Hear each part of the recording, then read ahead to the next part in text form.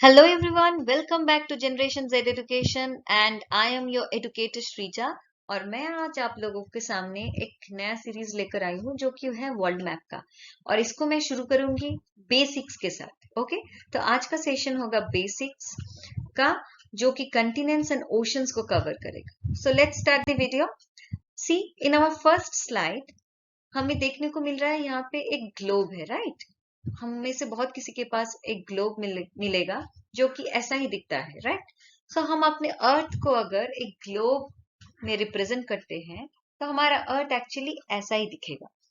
सो अर्थ को अच्छे से स्टडी करने से पहले, मतलब हमारे वर्ल्ड मैप को अच्छे से स्टडी करने से पहले, अर्थ की कुछ बेसिक चीजें हैं जिसको हम पढ़ाई के लिए इस्तेमाल करते हैं, उन्हें हमें जानने होंगे। सबसे पहले क्या है, अर्थ को हम डिवाइड करते हैं कुछ पार्ट्स में, राइट? इसको मैंने पहले भी आपको बताया है, मैं फिर से आपको बता रही हूँ। So actually there is a imaginary line which is called equator, which starts from 0 degree, जो कि यहाँ से शुरू होता है और यहाँ से लेकर यहाँ तक हम एक स्ट्रेट लाइन खींचते हैं जो अर्थ को पूरे इक्वल दो पोर्शन में डिवाइड करता है। देखिए, यहाँ से लेकर यहाँ तक, हाँ, इस पोर्शन को कहते हैं northern hemisphere. Okay, and if we start, और अगर हम यहां से यहां तक इसको कंसिडर करेंगे तो इस पोर्शन को हम कहेंगे सदर्न हेमिस्फीयर। तो अगर एक इंसान खड़ा है अपने दोनों हाथों को फैलाकर, इस तरह से अगर हम विजुअली सोचते हैं तो इंसान अगर ऊपर की ओर देखता है वो उसका नॉर्थ पोल है, और अगर नीचे की ओर देखता है साउथ पोल है। और उसके हाथ जो फैले हुए हैं, राइट हैंड साइड में जो हाथ फैला हुआ है वो उसका ईस्टर्न साइड है, और लेफ्ट साइड में जो हाथ फैला हुआ है वो है उसका वेस्ट, मतलब अर्थ का वेस्टर्न साइड। सो अर्थ का ईस्ट एंड वेस्ट, और ये है north and south, east west north south. इस तरह से हम डिवाइड कर लेते हैं पहले अर्थ को। और ये जो स्ट्रेट लाइन इक्वेटर जाता है, ये अर्थ को दो इक्वल हाफ्स में डिवाइड करता है, east northern hemisphere and southern hemisphere में। फिर से हम अगर ऊपर से नीचे की ओर एक लाइन खींचते हैं, उसको कहते हैं प्राइम मेरिडियन। इस प्राइम मेरिडियन के कारण अगेन अर्थ को दो इक्वल हाफ्स में बांटा जा सकता है, और इधर से यहाँ तक अगर जो हमें जो हाफ मिलता है इसको हम कहेंगे ईस्टर्न हेमिस्फीयर, और सिमिलरली यहाँ से यहाँ तक जो हाफ हमें मिलता है उसको कहते हैं हम वेस्टर्न हेमिस्फीयर। नाउ मैं आप लोगों को मेरे पिछले वीडियो में बताई थी, जहाँ की इंडिया का मैप मैंने आपको समझाया था। हमारा प्यारा भारत, ये जो दिख रहा है आपको, मैंने अलग से ब्लैक कलर से मार्क किया है, जो कि इंडिया का पूरा पोर्शन इस एरिया में कवर हो रहा है, जो कि एशिया का ही एक पार्ट है हमारा भारत। ये एग्जैक्टली कहाँ लोकेटेड है? ये एग्जैक्टली लोकेटेड है इन नॉर्थ एंड ईस्ट के बीच का जो पोर्शन है, इसको कहते हैं नॉर्थ ईस्टर्न हेमिस्फीयर। सो यही मैंने आपको पिछले वीडियो में भी समझाया था। अगर आप देखना चाहते हैं तो you can go back to my playlist and you can have it. Okay, आप उसको अच्छे से देख सकते हैं, आप समझ सकते हैं। कोई अगर प्रॉब्लम है तो आप कमेंट्स भी कर सकते हैं। Now come down to the point. अगर हम अर्थ को ऐसे डिवाइड करते हैं, east west north south, eastern hemisphere, northern hemisphere, southern hemisphere, western hemisphere, तो हमें इतने सारे पोर्शंस मिलते हैं। इससे हमें क्या फायदा होता है? हमें अपने कॉन्टिनेंट्स, ओशंस, पर्टिकुलर लोकेशन को आइडेंटिफाई करने में हेल्प मिलेगा। और भी कुछ चीजें जो हम आगे जानेंगे। पहले हम जान लेते हैं हमारे कितने कॉन्टिनेंट्स हैं। सो हमारे 7 कॉन्टिनेंट्स है। There are 7 continents which is clearly written over here. पहला है एशिया, सेकंड है Europe, then Africa, North America, South America, Australia, Antarctica. मैं आपको ये सिर्फ नॉर्मली कितने सारे कॉन्टिनेंट्स है ये आपको काउंट करवा रही हूँ। So there are 7 continents: Asia, Europe, Africa, North America, South America, Australia and Antarctica. Now North America and South America क्यों कहा जाता है? बहुत इजी है। इक्वेटर को डिवाइड करने के कारण इक्वेटर के ऊपर का पोर्शन है नॉर्थ और नीचे का पोर्शन है साउथ। दैट इज वाई इसको नॉर्दर्न पोर्शन वाला जो है इसको नॉर्दर्न अमेरिका कहते हैं, एंड जो नीचे का जो सदर्न पोर्शन वाला है उसको साउथ अमेरिका कहते हैं। बहुत इजी है, आपको याद भी अच्छे से रहेगा। सो अब हम आते हैं नव कॉन्टिनेंट्स को अगर हम रैंक में डालेंगे, कौन कितने रैंक में है, वो किस बेसिस पर डालेंगे? दो बेसिस पर डाल सकते हैं। एक है एरिया वाइज, किसका एरिया कितना बड़ा है, कौन सा कॉन्टिनेंट कितना बड़ा है, सबसे बड़ा कौन सा है, उसके बाद कौन सा है। इस तरह से अगर हम रैंक करेंगे तो उसको हम कहेंगे number of ranking of continents on the basis of area. Okay, and दूसरे किस तरह से बांट सकते हैं कॉन्टिनेंट को? कॉन्टिनेंट का ranking on the basis of the population. So पहले हम कवर करते हैं on the basis of area. So on the basis of area पहला है, नंबर 1 में आता है Asia. See Asia is very big. ये पूरा जो एरिया कवर करता है, ये जो पूरा एरिया आपको दिख रहा है यहां से लेकर यहां तक, ये पूरा एशिया कवर कर रहा है, right? So Asia is the biggest one. So number 1 में है Asia, then comes Africa, number 2। Please note it down, ये आपको आसान होगा याद रखने में। Okay, number 1 is Asia, then comes Africa, then comes North America, then comes South America. 4 मिल गए हमें। पांचवा कौन सा होगा बड़ा? नीचे देखिए कितना बड़ा है अंटार्कटिका। सी, इसका एरिया कितना बड़ा है, यहां से यहां से यहां तक कवर कर रहा है। So fifth one would be Antarctica, right? So 1 है एशिया, देन सेकंड है Africa, then North America, South America, then comes Antarctica, then comes area wise, which one is the bigger one? Europe, Europe, then comes Australia. Australia है 7th number पे, जो कि सबसे छोटा है among the continents. सो हमको कैसे याद रहेगा, फिर से रिकॉल करते हैं। Number 1 is Asia, number 2 is Africa, Asia, Africa, North America, South America, then comes Antarctica, then Europe, then Australia. I hope it is clear to you. Now हम लोग क्या कवर करेंगे? एरिया तो हमारा हो चुका है। नाउ हम कवर करेंगे ranking of continents on the basis of the population. Population wise कौन सा कंट्री किस रैंक में आता है? सो इसमें भी एशिया का ही नाम पहले आता है। Means area wise as well as population wise Asia है नंबर 1 पे।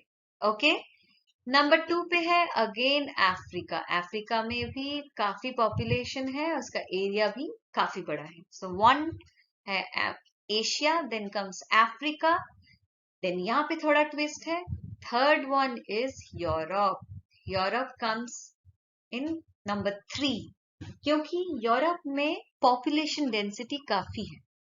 यहाँ का घनत्व, लोगों का मतलब आगमन बहुत ज्यादा है, लोग ज्यादा रहते हैं as compare to North America and South America. North America का एरिया काफी बड़ा है एज कंपेयर टू यूरोप, लेकिन नॉर्थ अमेरिका साउथ अमेरिका दोनों ही यूरोप से काफी बड़े हैं, आप देख सकते हैं।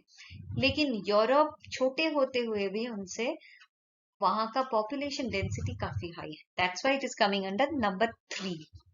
ओके, सो थर्ड रैंक आता है यूरोप का, ये आपको याद रखना है। सो एशिया रैंकिंग में नंबर 1 है, सेम पोजीशन में। नंबर 2 पे है अफ्रीका, वो भी सेम पोजीशन में।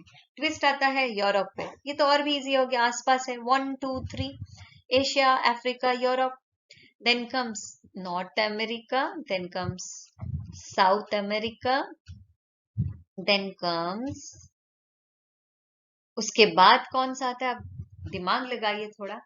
मैंने आपको क्या कहा था, ऊपर की ओर है नॉर्थ पोल और नीचे की ओर है साउथ पोल। ये दोनों ही बहुत ठंडे प्रदेश है, मतलब इन दोनों ही जगह रीजन्स जो है, ये जो दोनों ही रीजन है बहुत ही ज्यादा यहाँ पे ठंड पड़ती है। सो ये अंटार्कटिका आपको दिख ही रहा है, व्हाइट कलर का, एकदम बर्फ से जमा हुआ रहता है। ओके, यहाँ लोग बहुत कम रहते हैं, पॉपुलेशन ना के बराबर है। दैट्स वाई यहाँ पे लोग कम रहते हैं, तो इसका रैंक भी पीछे चला जाएगा। एरिया वाइज ये बड़ा है, लेकिन पॉपुलेशन डेंसिटी वाइज ये काफी पीछे चला जाएगा। सो क्या हो जाएगा? अगर 1 है एशिया, नंबर 2 है अफ्रीका, नंबर 3 है यूरोप, 4 है नॉर्थ अमेरिका, 5th है साउथ अमेरिका, देन 6th पे आ जाएगा कौन? 6th पे आ जाएगा ऑस्ट्रेलिया। ओके, ये कॉमन सेंस है। ऑस्ट्रेलिया काफी ऊपर की ओर है, यहाँ पे इतना ज्यादा ठंड नहीं पड़ता है as compare to Antarctica. So अब कहाँ पे 7th वन कौन सा हो जाएगा? Antarctica. So I hope it is clear to you. बहुत इजी है याद रखना. 1 2 3 1 2 3 4 5 6 7 सारे हमने कवर कर लिए. सो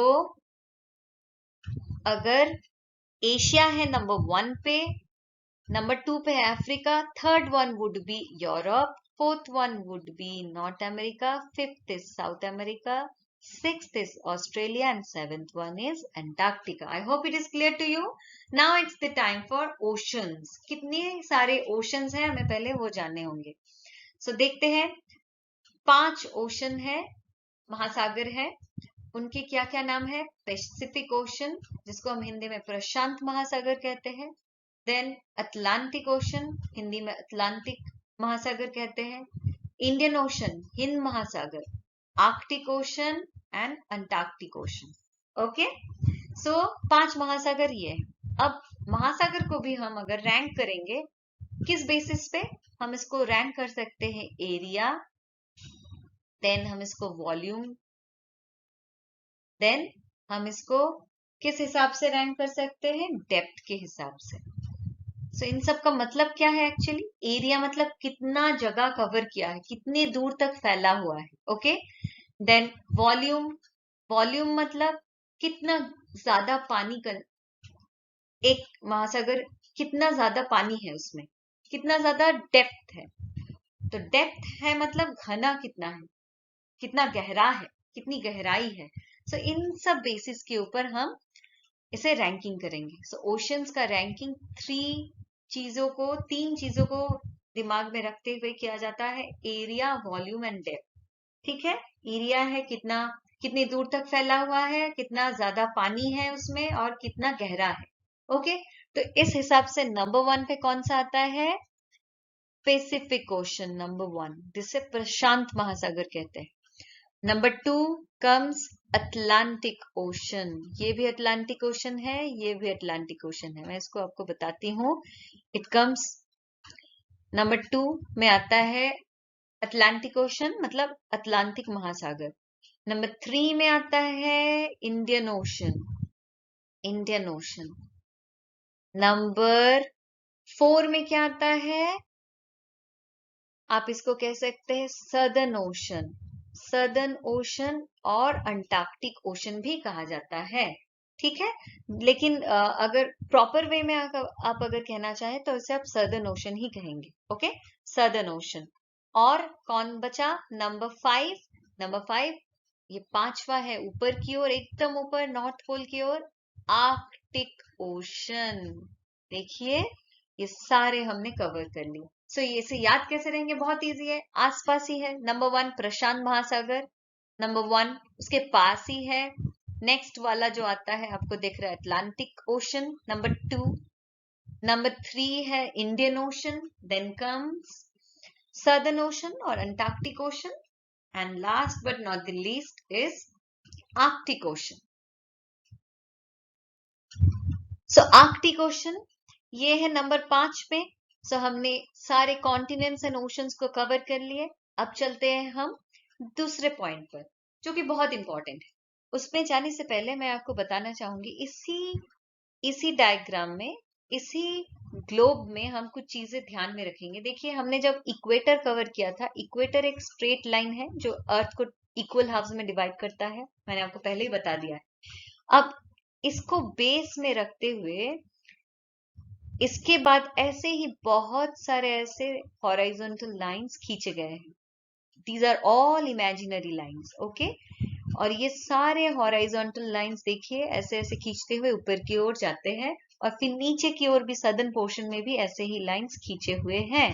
इन लाइंस को, इन हॉराइजॉन्टल लाइंस को हम क्या कहते हैं?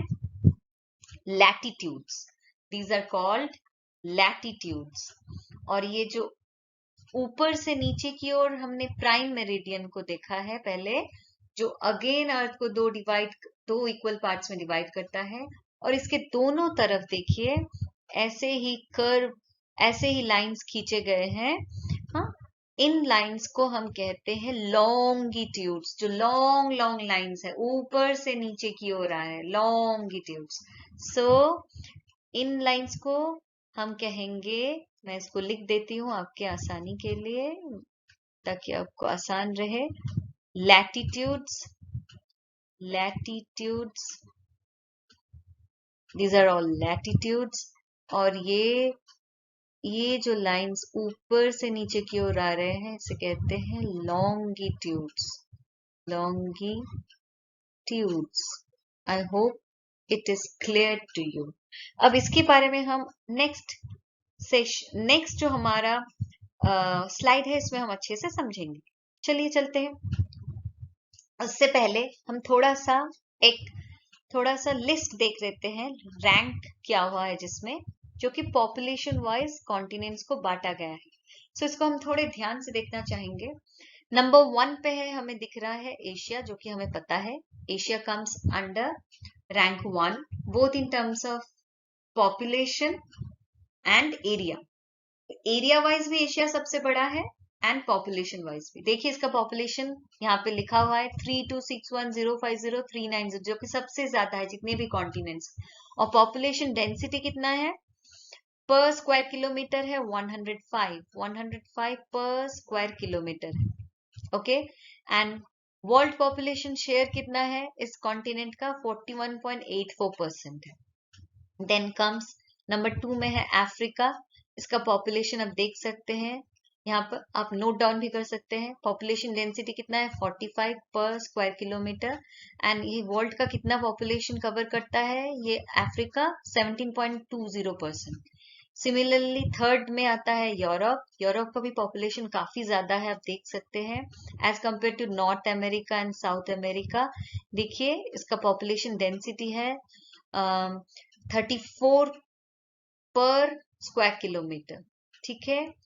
एंड इसका वर्ल्ड पॉपुलेशन शेयर कितना है 9.59%, जो कि north America and South America का भी नहीं है, जो कि एरिया वाइज कितना बड़ा है मैंने पहले ही आपको मैप में दिखा दिया है। देखिए यहाँ पे क्या है, नॉर्थ अमेरिका 7.60% है एंड साउथ अमेरिका 5.53% है, वर्ल्ड पॉपुलेशन कवर करता है, जिससे कि काफी ज्यादा है यूरोप का 9.59% कवर कर। अकेले उतने छोटे से जगह में इतने सारे लोग रहते हैं as compare to other continents, right.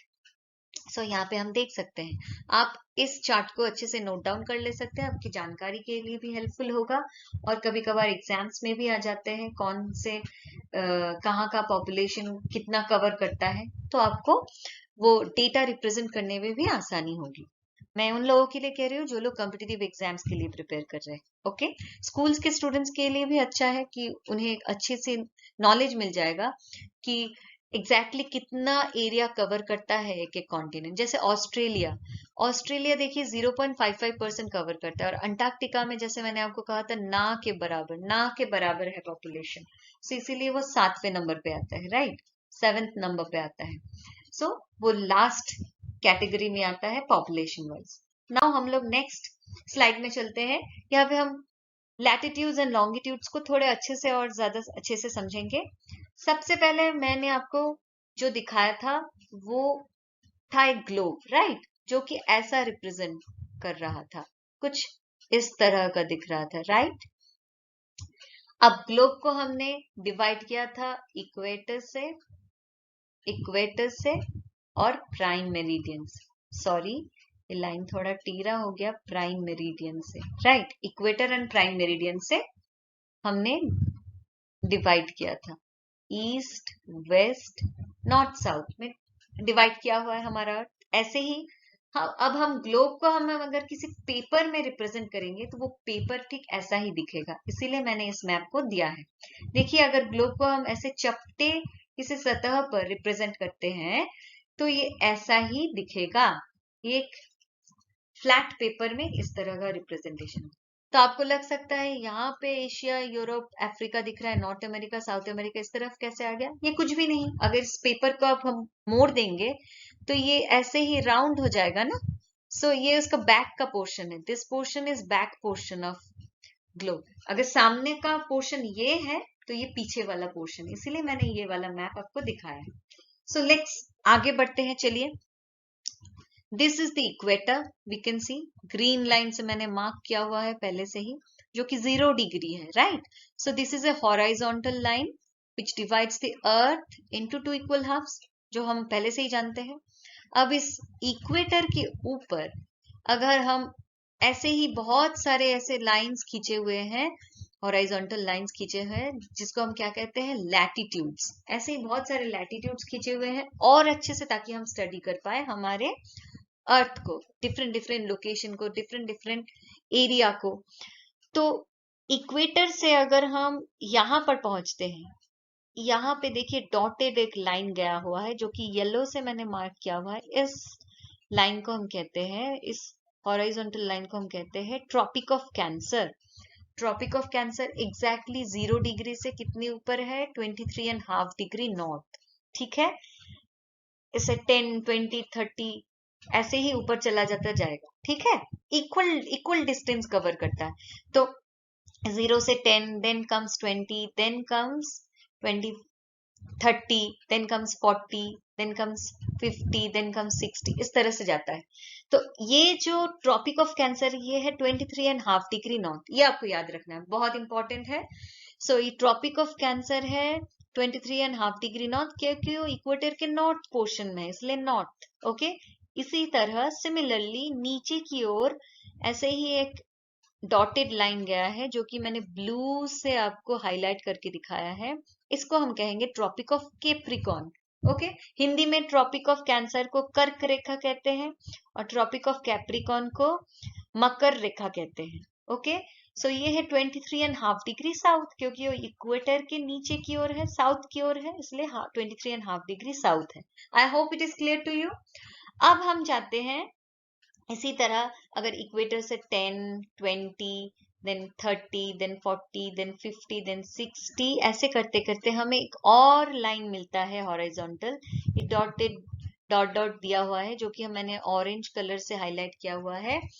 इस लाइन को हम कहते हैं 66.5 degree north, Arctic circle, okay?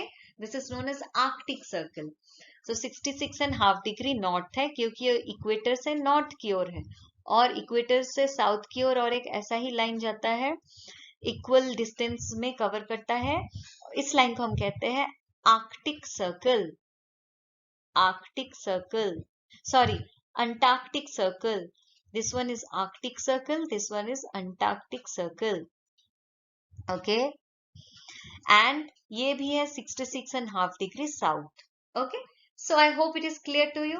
और ऊपर से नीचे की ओर, मैंने पहले भी आपसे कह दिया था, ऊपर से नीचे की ओर जो भी लाइंस आ रहे हैं उनको हम क्या कहते हैं, उनको हम लॉन्गिट्यूड्स कहते हैं, राइट? देखिए लॉन्ग लॉन्ग लाइंस जो नीचे आ रहे हैं, ये है longitudes, okay? So I hope this all is clear to you. और देखिए जो कि बहुत इंपॉर्टेंट है, एक ऐसा क्वेश्चन आता है कभी कभार एग्जाम में, ये कौन सा कॉन्टिनेंट है जिसके ऊपर तीनों लाइंस एक साथ गुजरती है? कौन कौन सी है? Equator, one is equator, then comes Tropic of Cancer, then comes Tropic of Capricorn. ये कौन सा कॉन्टिनेंट है जिसके ऊपर ये तीनों लाइंस कट करते हैं? ये है अफ्रीका। इसी तरह मैं आपको कवर कराऊंगी, जो कि डिटेल से लैटिट्यूड्स एंड लॉन्गिट्यूड्स के ऊपर मैं आपको एक अलग सा वीडियो लेकर आऊंगी। सो आपके आज के लिए इतना ही मैं रखना चाहूंगी, ओके? सो हमने सारे कॉन्टिनेंट्स कवर कर लिए, ओशंस कवर कर लिए, लैटिट्यूड लॉन्गिट्यूड्स क्या होते हैं, उन्हें हम क्यों इमेजिनरी लाइंस बना के रखते हैं, ये भी हमने जान लिया, ताकि हमें किसी एरिया को, किसी लोकेशन को लोकेट करने में आसानी हो, एग्जैक्ट लोकेशन फाइंड आउट करने में आसानी हो, इसके लिए जो हमें कैलकुलेट करने में हेल्प करता है, इस कारण इन लाइंस को दिया गया है, ओके? नेक्स्ट, अब हमें एक टर्म जानना होगा। मैंने आपने पहले भी देखा हुआ होगा, ऑस्ट्रेलिया के पास ओशनिया लिखा हुआ था, राइट? ओशनिया बोल के एक टर्म आता है, जो आपकी स्टडीज में पहले आगे चलकर आपको सुनने को मिलेगा बार बार। तो ये ओशनिया एक्चुअली क्या है?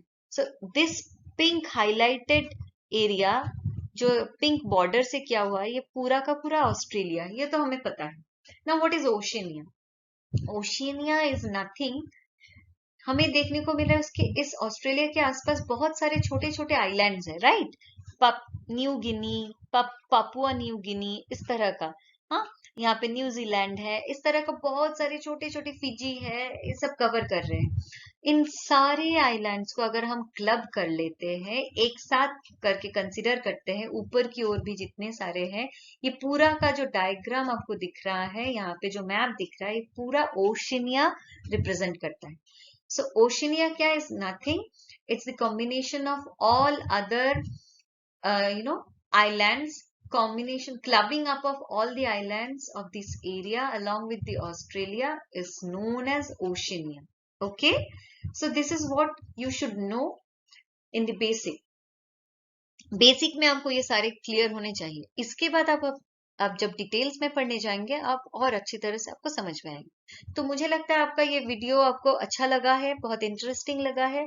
और अगर आपको कोई चीज ऐसा है जिसमें आपको थोड़ी दिक्कत हो रही है, आपको जानना है, तो आप प्लीज कमेंट कीजिए और आपके डाउट्स क्लियर कीजिए, और मैं हमेशा आपके कमेंट्स के आंसर देने के लिए तैयार हूँ। सो आप अच्छे रहिए, खुश रहिए। Let's keep it up to this, and I will come and meet you in some other video, some other interesting video. Till then, bye bye.